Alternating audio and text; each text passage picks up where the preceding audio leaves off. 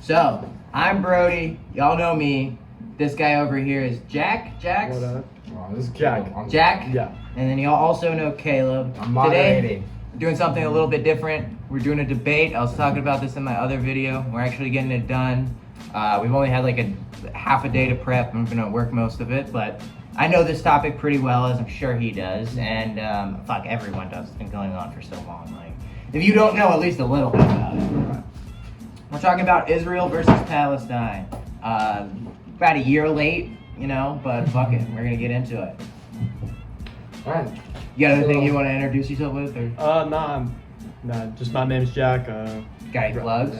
Any plugs? Follow me on Instagram, guy named Jack. So Alright. before we start, I would like both parties to kind of give a brief overview of their opinions on the topic and kind of where they stand.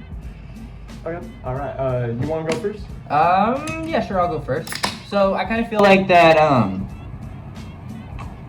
well, Israel has done a lot of wrong. Israel's definitely not in the right in a lot of things.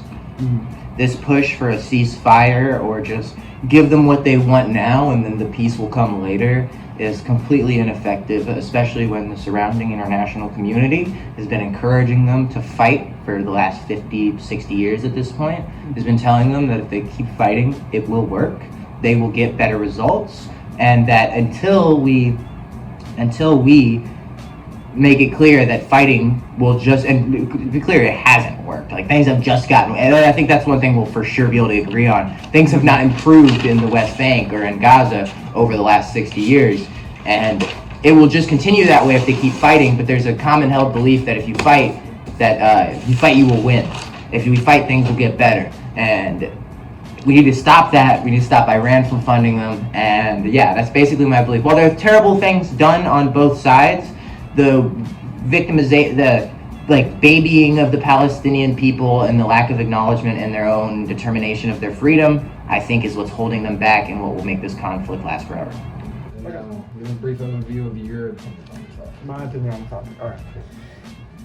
Well, I think that what Israel is currently doing to the Gaza Strip is a genocide, and it has been a genocide for the past 60 years, or 80 to 60 years.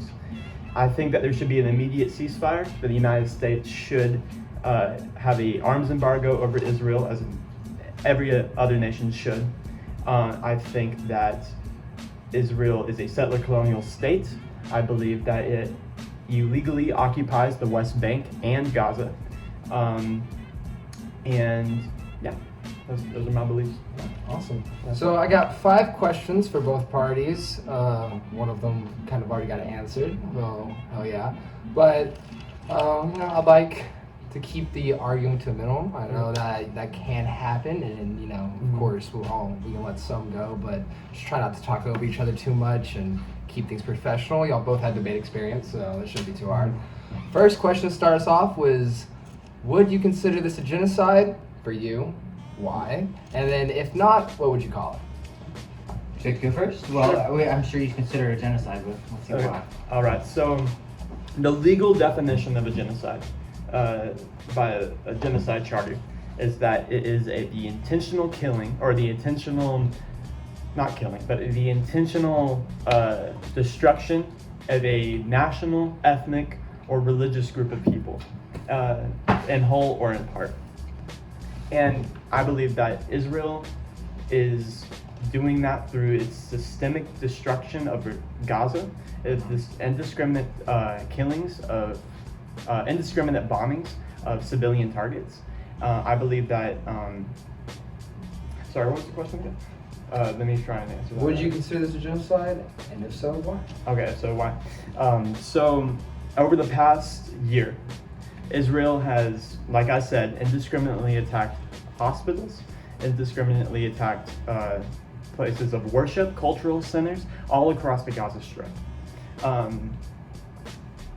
In that, yeah. So, and what makes the intention of genocide is that we have seen Israeli leaders, including Prime Minister Benjamin Netanyahu, the former Defense Minister Yoav Gallant, dehumanize Palestinians call Palestinians, comparing them to roaches, comparing them to just like barbarians, similar to that as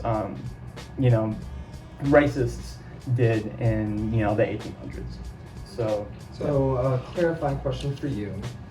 Would you consider Can I this genocide? Huh? Can I respond to some of that?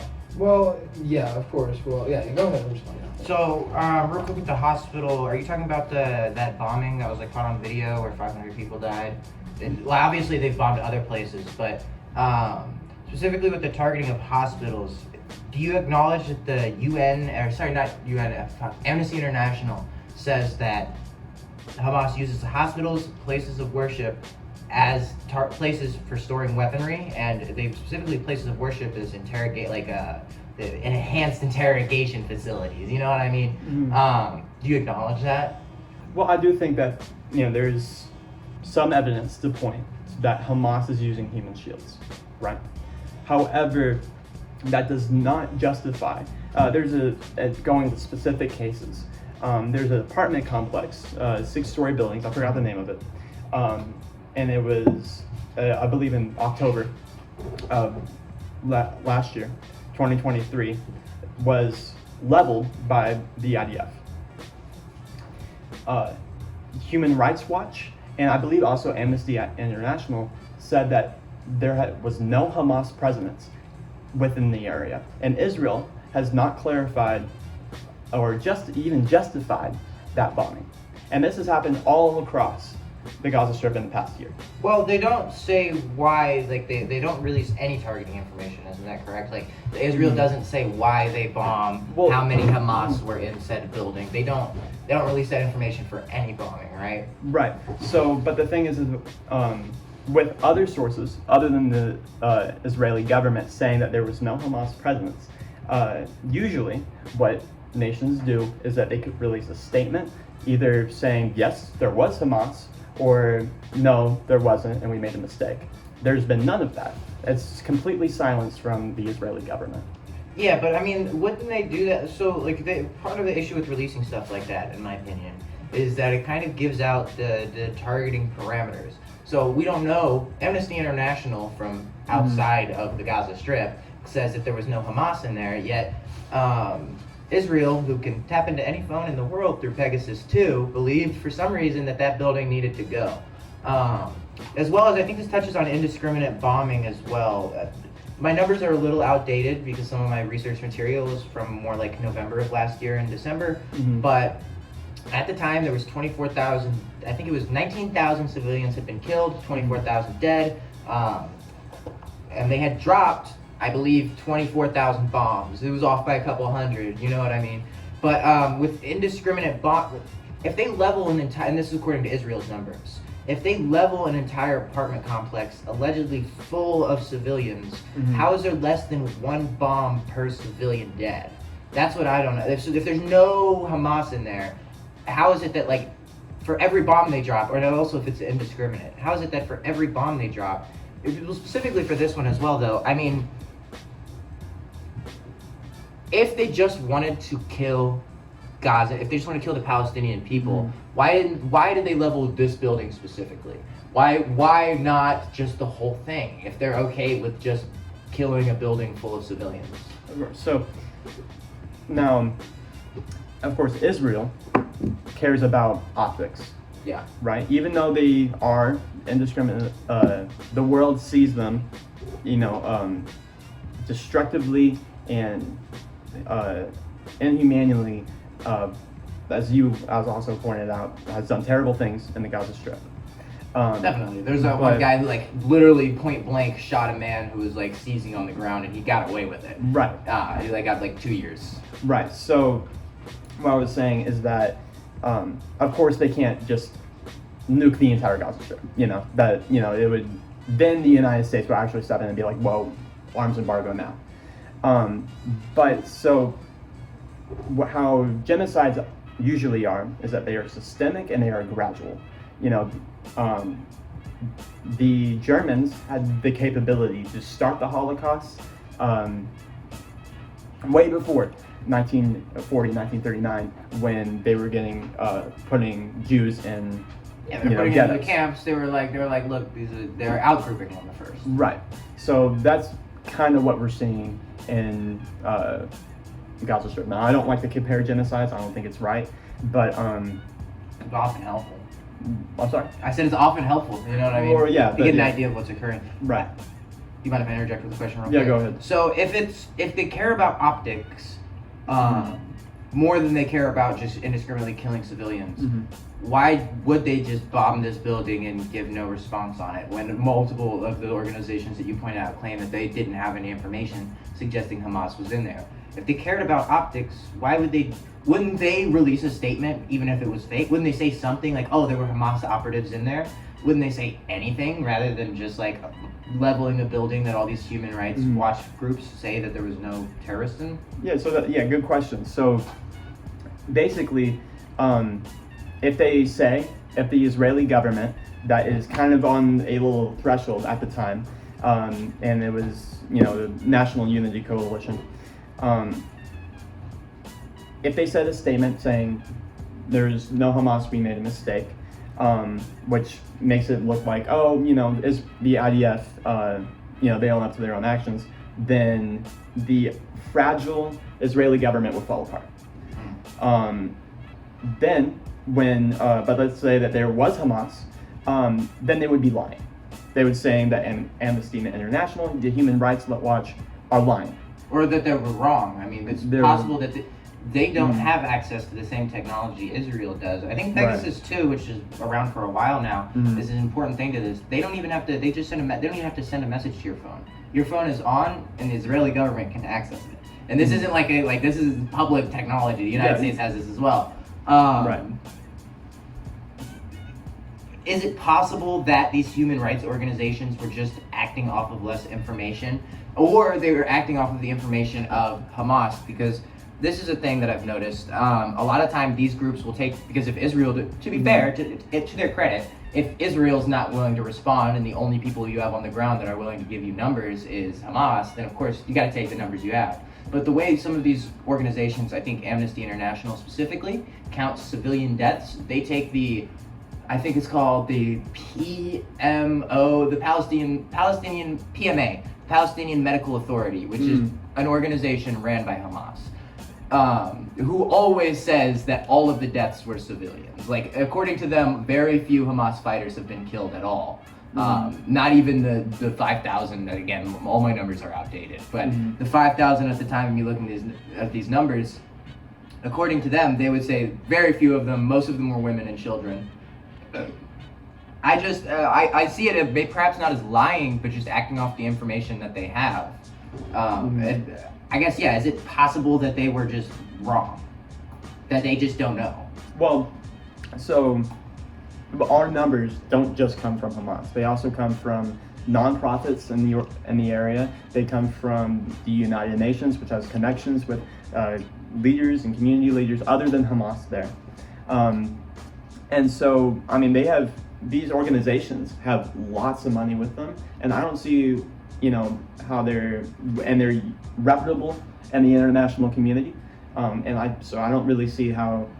I think they're such a reliable source of information in the area that is not Israel and that is not Hamas, that we should take credit for them.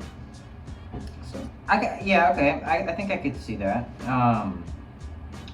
I think it's just entirely possible that the information that Israel has, they don't give out, because, I mean, if they were to reveal how they knew Hamas were in the building, right, or how they were able to tell that they perhaps weren't civilians, that would then reveal to Hamas, because their whole tactic is as pretending to be civilians. I mean, that's all terrorist groups in general. So if they revealed how they were able to prove that these people were actually members rather than civilians, I've seen a lot of issues with, and I wish I would have a little bit more of an example on hand, issues with organizations in the area specifically. I know they say they get information from people other than Hamas in the area. I don't know how many groups are entirely unaffiliated with Hamas, just like outside, like people from outside the country that are not affiliated with Hamas in the West Bank, Gaza, because if we put all the recent polling data shows that these people, most of the West Bank, most of Gaza supports Hamas. So if like 80% of your country supports these people, then why would the other organizations say anything different than their government, which they support? Yeah, so the conditions and the political and material conditions of Gaza is unique. So That's these for sure. these Palestinians have been food shortages, water shortages, outages, their medical shortages their entire lives. Right, because most of the population of Gaza is under the age of 18. Mm-hmm. Right. And these people, they don't know anything different. And they want to see people fighting for them. And that's what Hamas does. Unfortunately, it is the Islamist, brutal Hamas that it is, and that's the form that Palestinian struggle looks like. However, that's all they have. And that's, it's like when you have states that only have one football team, of course, everyone in the state mostly is going to support that football team because, It's the only one, yeah. Exactly. And I don't disagree with that at all, and I don't really blame the people of Gaza for supporting Hamas. I would actually like to say, I think we're getting off the question. We are a little off the question. And I would like to know your answer to why to they the bombed question. buildings? Oh, no. Genocide, If sorry, not, right, yeah. what would you call it? So If you would Yeah. consider it genocide. I wouldn't consider it a genocide, and do you mind if I elaborate a little bit on why I don't? Yeah. Because you got why it was. Yeah, Right. that's- Go ahead. The population has continually increased over time in the Gaza and the West Bank. It's significantly gone up. In fact, ever since the partition plan, all the way back at the end of World War I, the population has significantly increased, not just of Israelis, but of Palestinians as well. And so if it's a genocide, it's one of the worst ones ever committed because they're doing terrible. I don't consider it a genocide because it seems like a lot of the stuff they do is targeted. If you're killing less than one civilian per bomb, or sometimes one person per bomb, it seems like you're not indiscriminately trying to just kill all these people. It seems like it's targeted. You're going for a specific group within the area. And also, I think that essentially, I don't consider it a genocide. I consider it a brutal war with two sides that are they do a lot of inhumane things. I won't say both sides are inhumane because it's dehumanizing language, but I think it's I think it's just a brutal war where war crimes are being committed, but it's on both sides.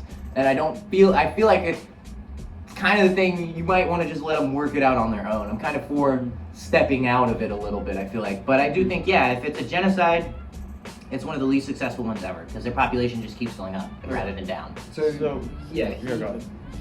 you got to respond to his ideas on that, so I want to give him a chance to respond to that, and then probably move on to the next question, which you kind of touched on a little bit. So, Some point, we'll go there first. So I want to bring up what you first said, that the population of Palestine has increased. Mm-hmm. That's true. But you know what other population increased since the 1940s? Jewish people. In the 1930s, it went down. It killed a Right, lot. but it's gone up. So my point is that it's a Nazi argument. That's a point of genocide denial. And so when we look at other people that have been genocided, like the Bosnians, I forgot which group in Rwanda. It was either the Hutus or the Tutsis. I forgot as well. Yeah.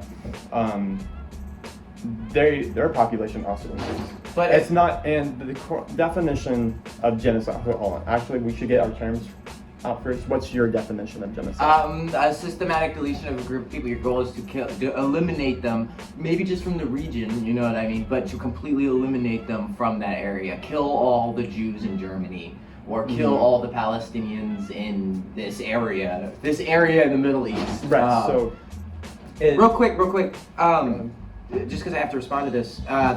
The Germans, after the Holocaust ended, the population significantly increased, but during the genocide, It did not. It did not. They killed a large percentage of the world's Jews. It was something like I wish. Could you possibly? Oh, your phone's recording as well. I would really like to see the percentage, but the population decreased by at least 30, and that's me being safe with the number. It's most likely higher.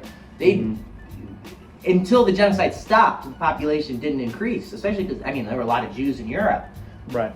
So my point was that it's an argument used by genocide deniers, right? That after the genocide ended, the population increased. That's actually an argument that neo-Nazis use. I don't. How? Because of course Nazis are stupid, and they see that Jews increasing their population, then therefore no Holocaust. But that was after they stopped killing. I'd like to interject. I think what his point is that, what Bernie's point is that their genocide is currently happening to the Palestinians right now. We're in the phase where they're gassing. So their population should be dropping. Right. So I'm going to address that. So even if it's a bad genocide, still genocide, still means that it should be accounted for, that the Israeli government should be held accountable and they should be tried.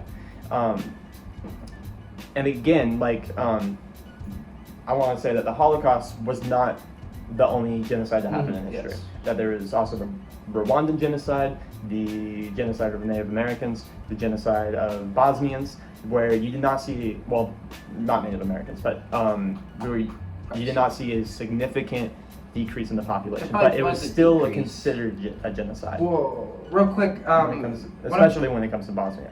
I don't know specifically too much about the Bosnian or Rwandans, but I'd have to imagine that while you're trying to kill all of a group of people that, unless you were completely unsuccessful, like you just genuinely didn't have the means to kill them, like I feel like specifically for the Armenian genocide, a bunch of Armenians died. The population of Armenians went down, and now it's going back up because this genocide's over, but while you're killing all of these people, obviously their population would have to decrease.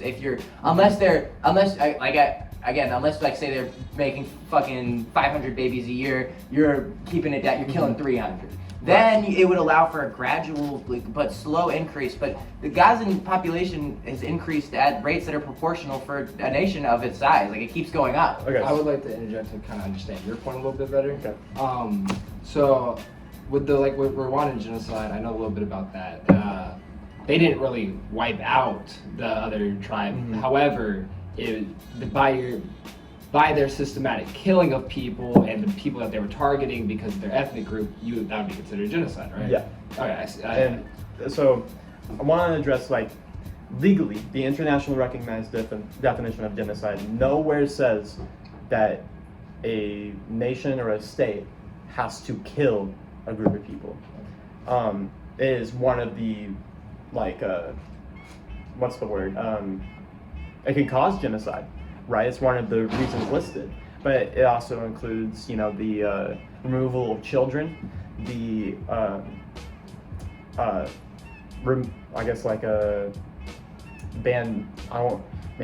banned births, for lack of better words. The limiting births in a population. Yeah, there you go, forced sterilization.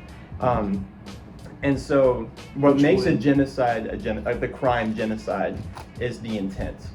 Yeah. It's the intent of genocide. And doing those things would remove those groups of people from an area, which would fit Brody's definition of genocide as well. Right. So what makes what's going on in Gaza a genocide is that Israel,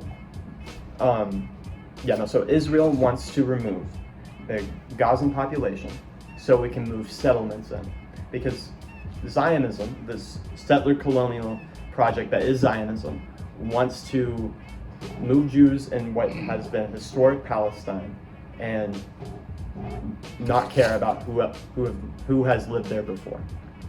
So real quick on the historic Palestine thing. Before 1940, or even in the I think, was it the 48, or the first partition plan, 48, and that one wasn't enacted. The Palestinians, there was a Palestinian people, they pledged their allegiance to the Jordanian Empire. That's why Jordan right now is 2/3 quote Palestinian. I understand there were people living on this land, but it was ruled by the Ottoman Empire and then the Romans. I don't essentially, what is this historic Palestine? Where does that come from? So by historic Palestine, I mean like the British Mandate of Palestine. So basically, it includes Israel proper, the West Bank, and Gaza. So that's what I mean by historic Palestine. And were you like implying like that Palestinian, they're not like their own, that they weren't a national group until 1948?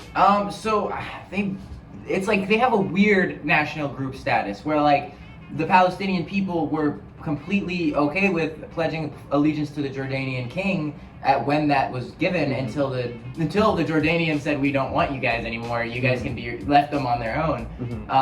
That they were they considered themselves Jordans or Jordanian for that matter. And so even the people who lived there at the time when Israel came in seemed to be perfectly okay with not considering themselves Palestinian. They were like, we're just Muslims who live here. Okay, so I disagree. Okay. And so we've seen like, in the 1800s, in the mid 1800s, when nationalism was going across Europe and the Middle East, that the idea of being a Palestinian, of Palestine as a nation started to develop. And that's not just unique to Palestine, that's also in Syria, Jordan, all across the Middle East, all across Europe even. And so that's when the idea and the character of Palestine started to develop. The idea of being Israeli is younger than the idea of being Palestinian. And I like to also say that, crap, what was I going to say? I forgot what I was going to say. So The notes help, man. The notes yeah, help. No. So then, like the people of historic Palestine, oh fuck, I kind of lost there too. We were talking about intent. You mentioned intent, and I wanted to respond to that. I understand if they're trying to be like low key about it. It's been like 70 years. 70 years without any serious action showing their intent to completely remove. Like the issue I have is like if they wanted to completely remove the Palestinian people, I feel like they could. And they have taken action specifically, like I think the '68 plan accounted for Palestine. It allowed it was in Israel. It was 55-45, Israeli or Jews and Muslims. They were perfectly okay with the people living on that land, and when they accepted that plan, the issue was that and they had areas specifically designated that there were areas that were 95% Muslim, 5% Jewish. They said that you guys can have that. That's for you. Essentially, yeah. Why would they accept that? Why do they keep offering these peace deals that the Palestinians seem to walk away from? If, like Camp David, I understand they didn't give them back all the land, but if their goal is to completely remove these people from the land, why do they constantly offer them ways to stay on that land? Okay, so they did in fact kick out Palestinians in the Nakba. And actually this was the point that I was going to bring up earlier, but I forgot. That these people were kicked out of Palestine and forced to go to Jordan, Syria, Egypt. And so most of the Arab Palestinian population left, immigrated to other countries. And so you mentioned that that Israel has more than the capability to commit a genocide, and they just haven't, or they hadn't had the intent to commit a genocide, and they just, or at least they haven't like demonstrated, in my opinion, enough evidence, or they haven't done it, given it. I'm sorry, I have a little bit of a speech issue. No, you're good. They haven't shown through their actions and intent. So I brought this point up earlier, is that routinely that the top Israeli officials has called upon the destruction of specifically Gaza after October 7th, but also of the Palestinian people. And then if we look at the West Bank, historically we have seen that Israelis want to immigrate, settler colonialize the West Bank, and to kick out the Arab population.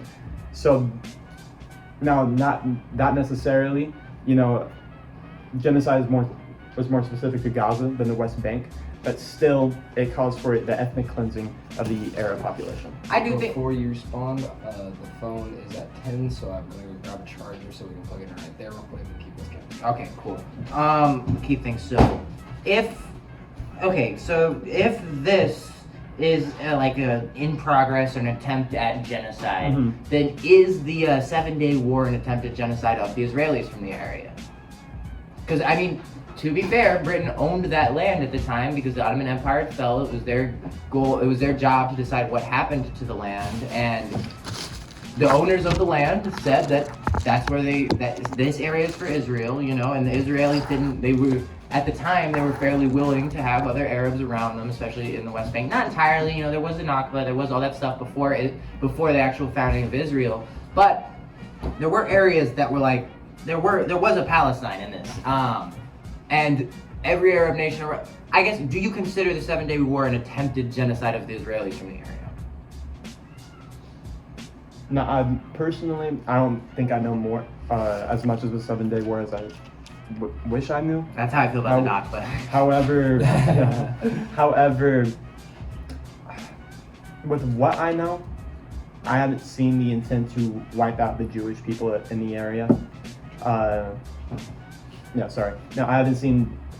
You know, I think it was just to reaffirm Palestinian statehood by Arab powers. And with that said, I'm gonna let you respond, but I'd like to see what else you have. Yeah. Okay, I'll respond and we'll kind of move on. So I guess my main issue is that a lot of the Arab nations around declared that it wasn't just reestablishing Palestinian statehood. Even the Palestinians there, right before the 7-Day War, declared themselves allegiance to Jordan, but that their goal was to kick all the Jews out of Israel. That was the goal, and it's fairly clearly stated they wanted the Jews out of the Middle East. And I think that's kind of fair enough. If Britain comes in and decides, hey, a bunch of Jews get to live here, fair enough. You kind of have the right to stand up against that. I kind of think it's reasonable, but I do think it would meet your definition of a genocide if it's the attempted, not just removal, but they wanted to kill those motherfuckers. They were like, we're going to come in and kill all of you, and this is going to be Palestine now, from the river to the sea. And I guess I'll end off with, I think that would be considered a genocide as well. As well as any attempts from Hamas to eliminate the Jews from the area would have to be considered that under that definition. Okay. Would you agree with that, just before we could? Again, I like to say that I have limited knowledge, but from if I'm going off of what you've said, then yeah, I would probably consider it a genocide, or an attempt at genocide. Well, my next question would be, what route for peace would you guys like to see be proposed and implemented? So I'll go first on this one since I went first on the last. I think, so the often proposed routes is like, we need a ceasefire, we need to stop the fighting, and I think that's just unrealistic. Every time there's a ceasefire, things are calm for a little bit, they wind up a new attack, and then they come in, and then the ceasefire is over. The issue with the ceasefire is it has to come after there has to be a willingness from the Palestinian people to also stop the violence. It can't be, we're going to have a ceasefire until we have enough weapons and we're ready to try again. You know what I mean? It has to be, this is a ceasefire, we're done with this. And I think that includes Israel giving up some of those settlements, land swaps, whatever. There's definitely some negotiations that need to occur there. There just isn't, right now, I feel like, a willingness from the Palestinian people to negotiate. And I think that's due, as I said in my introduction, to the Arab states around and now kind of the UN and telling them that fighting will win. That if they just keep fighting, things will get better. And so our route to peace, I feel like, is first telling them, you have to stop fighting. Both sides are going to have to bite a bullet here. The Israelis are going to have to take some terrorist attacks. They can't just have 3 soldiers die and go in and kill 50 Palestinians. Palestinians can't come in and kill 3 Israeli soldiers, but it's going to happen, right? But both sides have to bite a little bit of a bullet. They kind of have to say, okay, maybe sometimes they'll commit terrorist attacks. Sometimes they'll do that. Israel will be like, look, we're trying to make peace. It's not all of you. You know what I mean? And then the Palestinians also have to stop doing those terrorist attacks due to the fact that the Israelis are kind of occupying them. And that's the only way that I think some kind of occupation can end, is if both sides kind of slow down the violence. And it sucks a little bit for, like, both sides have pretty good reasons to want to continue the violence. Israel, because supposedly, these guys are coming in and trying to kill them. And then Palestinians, because they're being heavily oppressed by these people. Mm-hmm. Again, in both sides' opinions. But, yeah, both sides have to just accept that reality and stop fighting over it and stop being told by everyone around them that fighting's the way to go. The U.S. encourages Israel to fight because we make a fuck ton of money off of it. Mm-hmm. We got to stop doing that as well. Mm-hmm. If both sides weren't being fueled up by the rest of the world to throw rockets at each other all day, that's how we get to peace. It's essentially and then obviously it seems a little impossible now, but that's what happened with Jordan. Not Jordan. I'm sorry, Egypt. Egypt they were miles away from walking into Cairo. Israel was. They had the whole Sinai, and then they did have to occupy Egypt for a bit. Egyptians surely didn't like that, but once everyone calmed down a little bit, now Egypt and Israel are on good terms, and they have negotiated a peace deal that has worked. Egypt has stopped trying to, invade Israel. Okay. So, it sounded like to me that you support a ceasefire. From that's what you were saying, because you want both sides to stop fighting. But it's not a mandated ceasefire, because what happens is the UN will come in and say, they'll agree to a ceasefire, but it's not really a ceasefire. It's the Palestinians are arming back up to try again. I think what he's suggesting is more like an easing of arms, and we saw less of an easing of arms, a calming right. of before ceasefire can occur. The populists have to be de-radicalized. They have to stop believing violence can work. Because a ceasefire, all that is a piece of paper saying you guys need to stop shooting each other. on both sides, correct? So Yeah. What plan of action should, let's say, Israel do, or let's say the Palestinian Authority should do, in order to have that happen? Well, first of all, I was reading, this was closer to it. There's school documents, and they talk about the Zionist scum in math problems. Or talking about Intifada and the glory of fighting and revolution. Gotta stop showing that to these kids. Obviously, that's gonna glorify the violence. Iran is a big issue in this right now. It used to be the rest of the Middle East. They've kind of started to chill out. Iran is doing everything they can to keep Hamas and whatever terrorist group was occupying the Gaza Strip at this point fighting. And basically, it needs to be a focus on getting them to stop doing that. I think we need peace with Iran to stop this. And that's less of an Israel problem and more of a U.S. problem. But essentially, that it's much less of these people can take an action against each other, and more they need to take actions against themselves. They need to, in Gaza, they need to stop telling people, they need to stop encouraging the fighting, they need to stop telling people that this is the way to go. Because it's very common, I know someone from he's not from, his father was from, and he's been to the West Bank. Mm-hmm. They all follow Al Jazeera as their primary news source, which is amazing. Al Jazeera throws terrorist birthday parties famously. It happened one time, but I mean, to be fair though, it's Al Jazeera over there is BBC and oh yeah, no, 100%. Al Jazeera definitely fuels the flames a little bit. You know what I mean? Mm-hmm. And if there wasn't, so basically, stop radicalizing your own population. The government itself, not the people, but the government has to say, look guys, we need to chill out. It's the only way forward. Whether it's Hamas, I forget the name of his leader, out in Switzerland or wherever he's at, he needs to say to the people, look, fighting is not the way forward.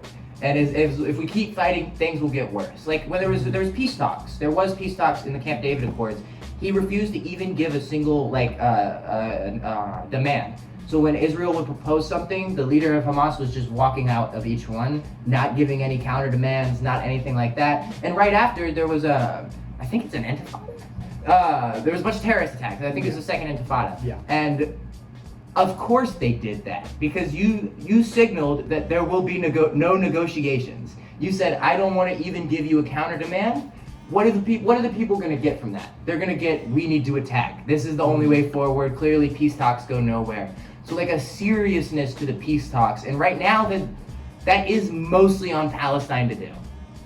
Okay, so I would like to address that last part you said, because it's fresh in my mind. So currently, what Palestine has, where I guess Hamas, it's from my understanding of their, from what they want, their demands is to is hostage swap, a release of Palestinian prisoners, and the removal of Israeli settlements in the West Bank, right? So, and what Israel is saying is the total destruction of Hamas. And I would like to remind you, like, the war goal of Israel is a very vague destruction of Hamas, which Israelis military advisors have said that's not going to happen. Because even Hamas, even ISIS, even the Taliban existed for years. Really, what I think the solution is, and this is my answer to the question, is an immediate ceasefire, a release of the hostages, a release of Palestinian detainees that have not had the trial, and the arms embargo of Israel. Because I believe that the international, mainly NATO, the United States, United Kingdom, has basically given Israel the green light, given them slaps on the wrist whenever they commit human rights abuses, and they actually need to be held accountable for their actions. However, I also think that for Gaza, I think that, of course, I don't think Hamas should be the ruling government in Gaza. I think it should be, for a while, under a United Nations type style, and the PLO should come back in and direct how Gaza is. PLO and I hasn't agree, held elections in years. They're not supported by because people in the West Bank. Because of Hamas. Well, because the polling shows that like people in the West Bank don't support the PLO because they consider them to be basically appeasing Israel and partaking in the oppression of the people in Gaza. Okay, that's something that I'd like to bring up, is that for years, for decades even, Palestinians have tried literally everything to stop the occupation and to stop war crimes happening in their own country. Boycotts, protests, including, like I said, boycotts, protests, terrorist actions, even recently, the October 7th attack. What takes, this long of oppression, of subjugation, you're kind of going to have to, these people, you have to understand that, like, they're going to have these radical ideas. They want to see something new, and that's what Hamas, unfortunately, is giving now, because of what's going on. Now, finally, people are waking up and saying what Israel has been doing over the past 60 years, and now the world is slowly supporting and going towards Palestine. And, they see this, and I feel like, that's what Hamas gives.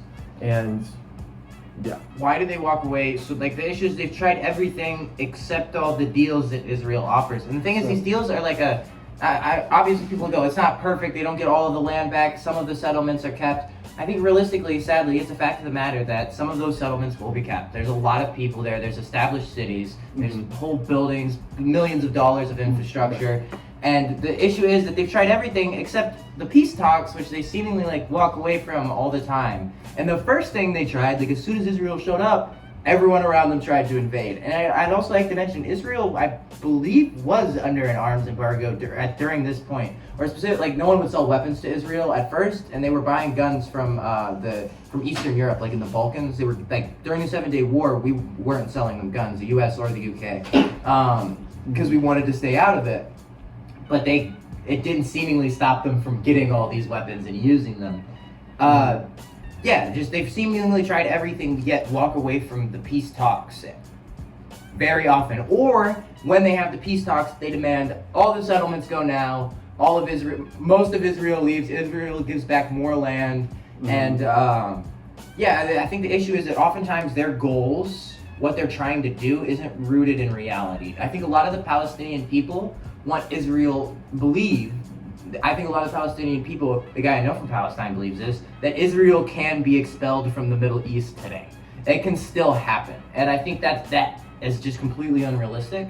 And I think that's the main issue, is these people want 100% of what they want, and they just can't have that. I'm sure Israel would like to have the West Bank, but they're also in reality that there's 5 million people there, and they can't take the whole thing. They can't just be like, we're going to annex it. So I'd like to address that. So you mentioned that like the Palestinian people want 100% or nothing, right? And that their dreams and their ideas of what they want is idealistic. But so is Israel. Israel wants, to unilaterally control all of what is historic Palestine. They want occupation over the West Bank, occupation of Gaza, and this what these deals are. And if I was Palestinian, I wouldn't accept these deals. I wouldn't accept the occupation of my own country. And so I'm not entirely sure, but I'm pretty sure part of the Camp David Accords was that over time that occupation would end. That was included in them, I believe. It was more like, you guys need to get a government together, because the reason why Israel says the reason why that they occupy these places is because when they leave, what happens is you get Hamas.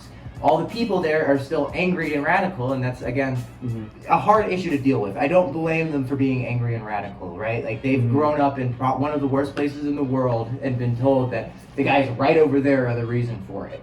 So, of course, they're going to hate them. But, that essentially, that if the issue is, how can Israel say, oh, yeah, we're going to hand the keys over to you guys, when the last time they had the keys, before the PLO, I'm pretty sure there was a time where the West Bank wasn't occupied by Israel. It was very early on. It was a long time ago. Yeah. But what happened was the West Bank ended up filled with terrorists trying to destroy Israel. And how do you convince a group of people, especially that like a year ago got 9/11, that they should, because they're a democracy. If someone just gives the keys away if someone just gives the keys away to the West Bank, how do you convince them that that's a good idea when every time it's happened, it seemingly goes incredibly wrong for them? Okay, so you mentioned that somewhere in the Camp David Accords that Israel will stop the occupation, that will end the occupation. Well, the occupation never ended. Now, yes, there was the withdrawal in 2005 from Gaza. Camp David was 2016, I believe. There was multiple Camp David. Okay, that's my issue. I would also like to give Jack a chance to kind of encapsulate his points.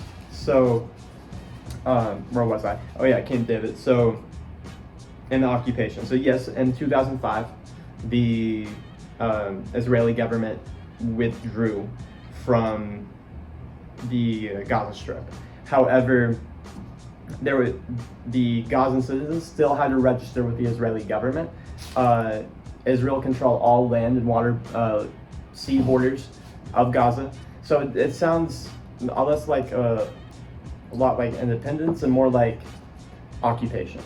And so, like I said, these people, they've tried to get their demands met, and they haven't got their demands met. And, this is, like you said, we have to understand how these people got radicalized in the first place.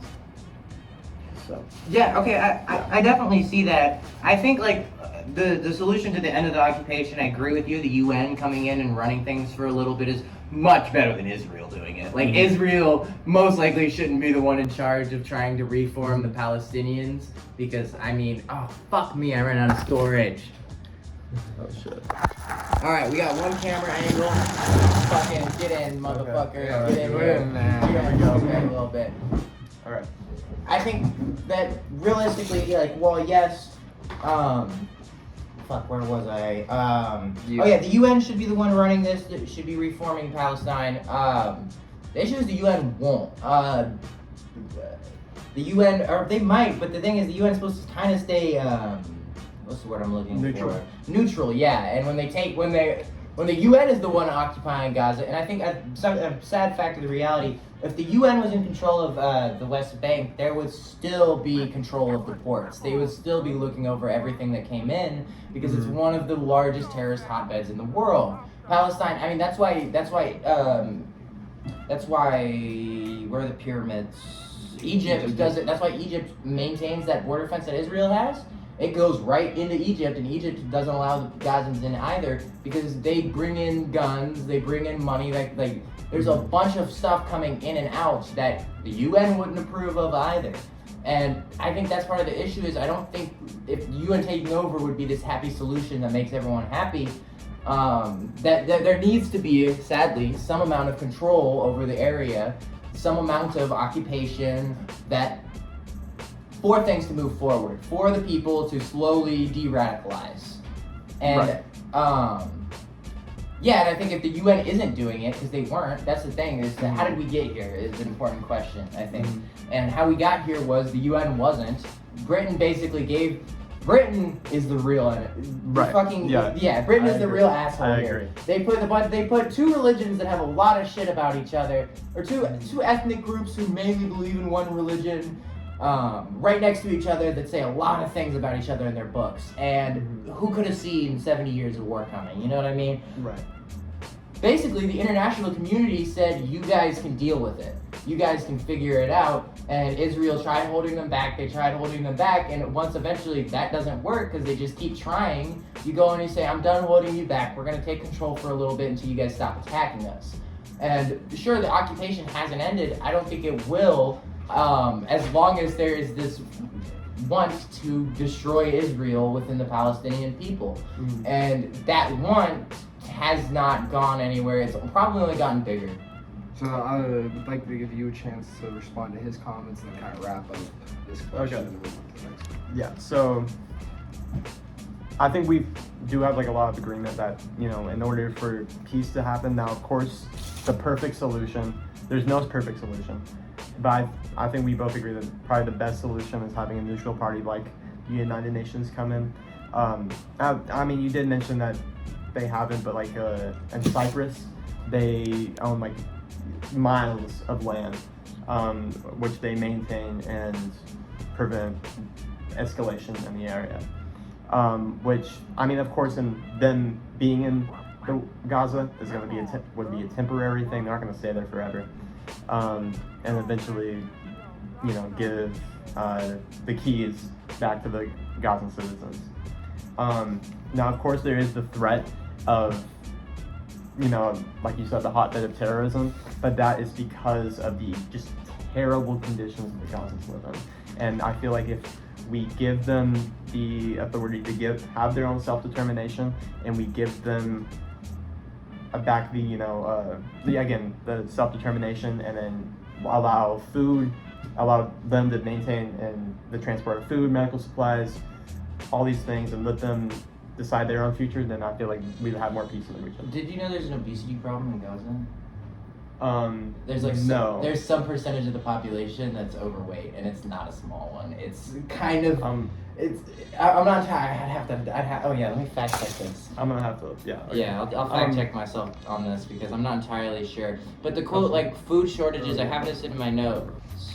The food shortages, or the food like blockades or whatever that are not allowing sugar in. They don't allow cookies in, was a big thing that people were talking about. Gaza receives more humanitarian aid, that's food, medical supplies, and stuff like that, than any other place in the world. Where does that stuff go? Hamas steals it. The thing is, we are giving them those supplies, and the issue is that the people have elected a government that has decided to take it for themselves. That's why the leader of Hamas is out in another country in a multi-million-dollar mansion. Fact check that, and then we kind of wrap up this point so we can move on to the next one, which I did kind of touch on a little bit, but I'd like to kind of specify a little bit more. 19% of people in Gaza Strip are overweight or obese, and in the West Bank it's 26. Gotcha. I have to read about that when I get home. But yeah, I got it. Well, the next question that I came up with, I did kind of touch on. So if you guys want to, I would be okay with skipping that. However, if you guys want to debate it and specify your points a little bit more, that's absolutely an option. What's preventing that route to peace? Your easing of radicalization, and then your ceasefire and that plan. Yeah, I feel like I think we addressed that. Yeah, I feel like we addressed it pretty well. Yeah. Y'all addressed it pretty well? Yeah. So we want to skip on to the next one? Yeah. Another point which y'all also kind of touched on a little bit. More in here. But again, we can touch on. I feel like we should, or I'd like to see a little bit more specification of, is how much influence do external powers have on both sides, and who would you consider those external powers to be? Okay. I feel like we'll reach agreement here. Hamas, of course, Iran, Yeah. and Israel, the United States, and other Western powers, but mainly the United States. I mean, yeah, I'm trying to. Yeah, I feel like Yeah. we touched on that pretty well. Is it the last question? No, we still Oh, we got still got one more? more. Okay. One more? Afterwards, I'm gonna double check real quick, but actually, I think I responded. And pretty how well much to most of these. that Oh, there's one defines thing I wanna the touch external on. powers that at play, but how much influence would you guys say, just to specify, those powers have? Almost 100%. This war literally exists because of an external influence. There was a time where, quote, Palestinians, or I use this term a little bit, vague Muslims of the area, because they're kind of genetically a mix of all the Muslims in the area. It's kind of hard to just like with the Jews, it's hard to find a genetic Palestinian. It's essentially 100%. 100%. I'll have to disagree. I do feel like it's significant. Probably, if I have to do a percentage, probably like over 75, or actually even probably over 80. But I do feel like the Israelis and and Hamas do their own actions. They course their own actions, and I feel like they constantly, Israel kind of goes against what the United States says, and I feel like also Hamas goes against whatever Iran says. And I feel like these are separate organizations, separate entities. But I would have to say it's significant. I would honestly agree that it's less than 100. I'd agree with you on that. That they kind of go against. I would say for the U.S. it's a little bit hard because our 4-year presidents. Like 1 year our guy's like, yeah, dude, do what you got to do, kill the terrorists. The next year it's like ceasefire now. Mm-hmm. It's a little back and forth. Real quick, I have one point I wanted to address, which was. Still got one more question. Can I address this point before we get to that question? Yeah. Was the hostage swap. Now, obviously, there's some people that are being held who haven't had trials yet, and I think that's horrible. I believe in the right to a speedy and fair trial. Most of the hostages that Hamas requested for the civilian hostages of Israel are people convicted of terrorist attacks, or like convicted bomb makers, like people that are critical to the terrorist effort. And how are you? Like everyone does not like the Brittany Griner hostage swap for the immersion of death, right? Yeah. Everyone thinks that was dumb. Yeah. Is that not like a little bit different, but like because Hamas, instead of Brittany Griner committing a crime and kind of deserving a jail sentence, Hamas, went in and kidnapped civilians that most of which weren't involved with the Israeli government, and then they're being like, give us our terrorist leaders back. Mm-hmm. So, now I don't know the list that Hamas has for who they want to be released, but I do know a significant portion of the people they want is Palestinian political prisoners that have not had a trial, that are detained and they were sentenced without due process. That the Israeli government does not give them. If they catch you with a rocket launcher, do you need a trial? Yes, honestly, I think that Osama bin Laden should have been captured and tried and not assassinated. Like we did. I would honestly agree with you. I think as a nation in America, first of all, I think that should be the way we want the rest of the world to be. We're a nation of laws. Even if they can't, I'm out on bond right now for having a cart, but I'm innocent until proven guilty, even though they saw it with me in my hands. Until I go to trial, I'm not technically guilty, and I would agree that that's probably the way to go. Yeah, I would agree that. I would agree with that. So the next point, and my final point, which I'd like to top on, and talk about, and I honestly kind of wish I organized my points a little bit more, but this was a very interesting debate. So I could have done a better job at that. But how did we get to the current political climate, in your guys' opinion? How did we get to this point of just this radicalized energy on both sides? Constant terror attacks on both sides, to be clear. The Israelis coming in and before this foundation of Israel coming in and killing a bunch of people or terrorizing them, and then and then after, when things got a little more legit, when they were given the land, when they bought a lot of it, Hamas coming, like, we couldn't have peace talks. Maybe we could start them right now, but like, we could probably not for another 2 to 3 years, because I mean, how are you going to tell the Israeli people? I know the 40 decapitated babies things is false. It's not real. Yeah. That was just made up by someone. But where that comes from, kind of not really. There is a real report of a decapitated baby. There was one decapitated baby. And there's people like the people burned alive in cars. People said it's AI. There's no evidence that it's AI. How do you tell those people that they need to have peace talks? It's the same issue I had with the Gazans. How do you tell those people who believe that they're being unfairly and horrifically oppressed that they should enter peace talks with these people? That the main thing preventing this is that both sides think that the other cannot be reasoned with. Okay. What was the question again? Let me answer that. I hope I answered it correctly. How do we get to the current political climate? So Okay. So what I think, it really goes all the way back to decades before, but the creation of Zionism, of immigrating Jewish people into historic Palestine. Now, I do like to say that I do feel like Jews do have a right to live in Palestine, like they have a right to live anywhere in the world. Okay? I don't think that Jews immigrating to Palestine was the original problem, but it was Zionism that wanted a Jewish ethno-state that caused tensions within Palestine. Now, of course, it wasn't just Zionist organizations that caused this, it was also the anti-Semitism of Britain that wanted to get Jews out of its own country, get Jews out of Europe, and put them all in one area. It was also and more modern reasons is that the rise of the far right in Israel. We're seeing, like, the original Zionists were socialists. They were, and for most of early Israeli politics, it was dominated by left-wing parties. However, now we're seeing the opposite, where now the Jewish Labor Party only has like 6 seats in the Knesset, while the far right has like a third of it. And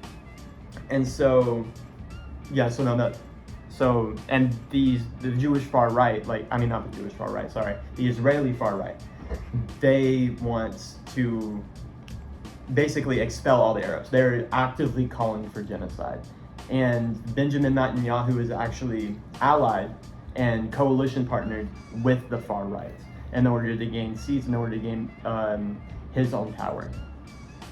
And so, with that said, and also this also happens on the side of Hamas, where usually the Palestinian struggle and the Palestinian liberation struggle was led by communists, led by socialists. You didn't see the amount of terrorist attacks. It wasn't until the rise of Islamism that was may or may not have been started by the United States, but we're not going to get into that. Definitely Yeah. was started by the CIA. By Islamism, do you mean Islamic extremism? Yes. Okay. Yeah. Islamism is very different from the religion of Islam. By Islam, I mean the political, strict interpretation of Sharia law. I might say real quick that I would say the religion of Islam does play a huge issue here. There's a specific quote I love to quote from the Quran. It says there's a specific kind of rock and tree that the Jews will hide behind, and the tree will say, "Oh great," there's a word they have for soldier. "Oh great soldier, the Jew is behind me. Come and kill him." That heaven on earth won't come until all the Jews are dead. That's in the Quran. Now, obviously, there's a billion different versions of the Quran, so it's a little debatable. I used to quote that thinking there was like a main Quran, but there's not. It's pretty split up. Maybe there's a lot of especially like the Nation of Islam, which a lot of Muslims denounce. Not really very Muslim. Put like anti-Semitism, just crazy things in their religious beliefs. And also it's possible there was a mistranslation. By Jews, they might have meant like Byzantines or Canaanites or something. So yeah, I do think that's possible. I think there is kind of a rooted anti-Semitism in maybe not just I forget maybe not in Islam itself, but in the modern Islam at least. There's kind of the Jews are not so good. They're not the best people, especially because the Jews do lending and financing and the kind of stuff that the Quran says that you cannot do. Which is funny because other than that, they agree on everything else. Don't eat pork, you fucking kosher, and I forget the word for the foods that Muslims can eat.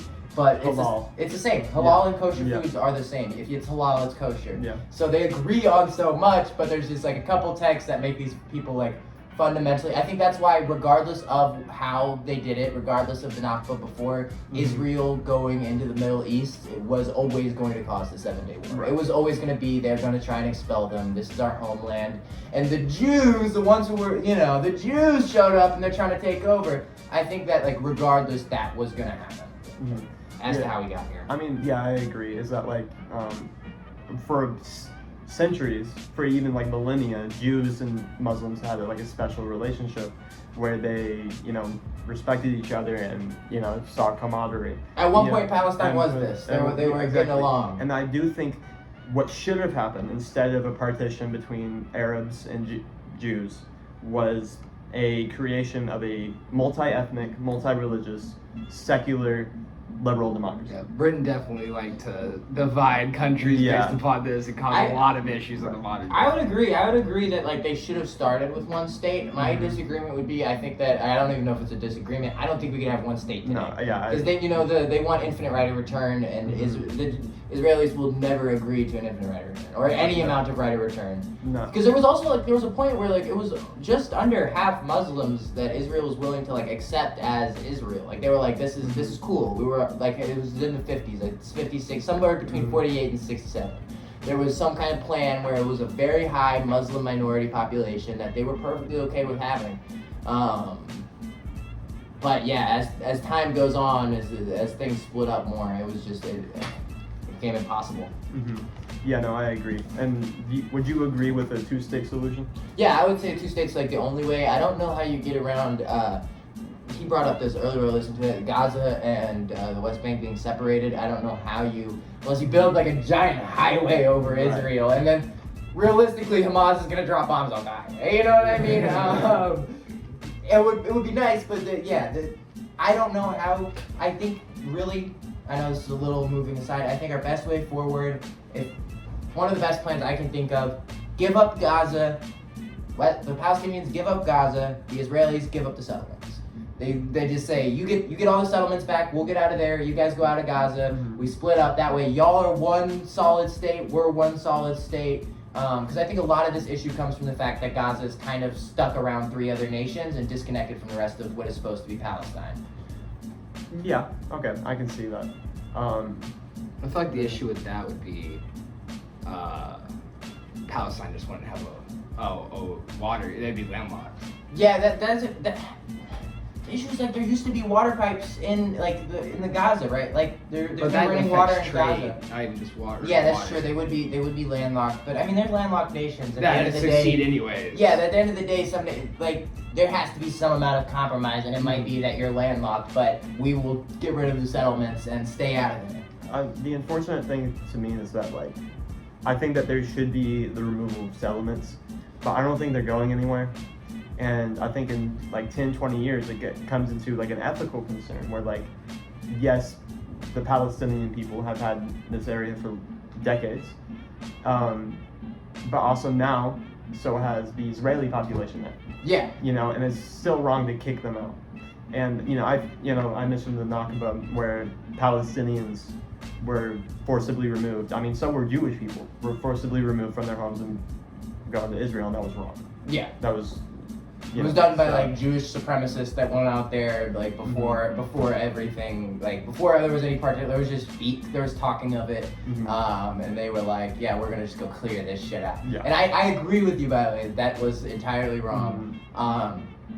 Yeah, I don't know, I feel like we do agree on a lot. I feel like we agree on a lot, just our solutions are a little bit different. Yeah, I agree. I feel like this was a pretty good debate. Yeah, okay. I hope you guys enjoyed. Do you have a closing statement? A closing statement? I mean, if you're watching this, look up, try and get yourself informed. If you become passionate about it, try and get involved. Do you have any authors you want to recommend? Or? Ooh, yeah. What's his name? I forgot the. Finkelstein? Not Finkelstein. Well, yeah. Well, Finkelstein is a good source, but I would, if you're into reading, definitely read the 100 Years War in Palestine. It's not boring. It's written for a general audience. So, yeah. And I feel like you might, just before you guys on it, you might have more information on this than both of us. Do you have any organizations that you'd like to talk about that you can give support to if that's something you want to do? Right. So, if you want to learn about Palestinian struggle and Palestinians on the Palestinian side, there is BDS.org. It talks a lot about the Palestinian struggle, the history of Palestine. That's all I can think of at the top of my head, but I mean, there's also Wikipedia is a good source if you just want a general objective opinion. So yeah. Okay. For my closing statement, a couple people I would recommend. I obviously might not think Norm Finkelstein is the greatest historian. I think Benny Morris is pretty good. There's a really great, in my opinion, the best way to get information on stuff like this is to watch people talking about it or listen to people talk about it. A really good debate it was on Lex Friedman. It was Destiny, Benny Morris, Norm Finkelstein, and I forget the other guy. He doesn't talk very much in the debate, but I think that's a good place to get some information. I think at the end of the day, like he said, Wikipedia is one of the best sources for information on the web. You can get a lot of great information there and just learn about it. If you're interested in all of this, fact check everything we said. Don't believe anything at face value. We probably don't have the most up-to-date information.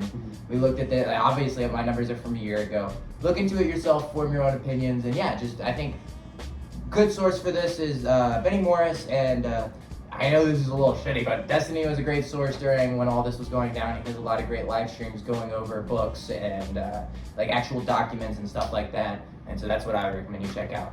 And that does remind me, there is an online debate that is more recent. It's between Mehdi Hassan and, what's his name? Forgot his name, but it starts with an E or something. But yeah, just search up Mehdi Hassan. It's talk on debate or something. It's a really gets the idea of both sides. He did mention Destiny, so I have to mention Hassan Piker. Go ahead. So, yeah. Fuck, that could be our next debate. Yeah. I mean, right now. Yeah, I mean, Hassan Piker is the reason why Twitch is going to lose all his ads because he keeps supporting Frogan, who literally had an Arab to Zionist here. Arab to hummus. Or sorry, not hummus. It was a kosher brand of hummus where they rated streamers and they put the two Jewish streamers at the lowest ranking with the Jewish level of hummus. Why you're losing a bunch of ads, Twitch. Unban Destiny from Twitch. Hassan said worse stuff. I mean, I think both should be allowed. I don't think Hassan should be banned or anything. But yeah, no, I mean, I don't think we have enough storage to have that discussion. I'd love to have that discussion at some point. It was real good. I enjoyed talking with you. Yeah, me too. It was a real respectful debate, and I feel like we found a lot of common ground. I hope you guys enjoyed it, man. Check out my other videos. They're nothing like this at all, so you probably won't enjoy them. Peace.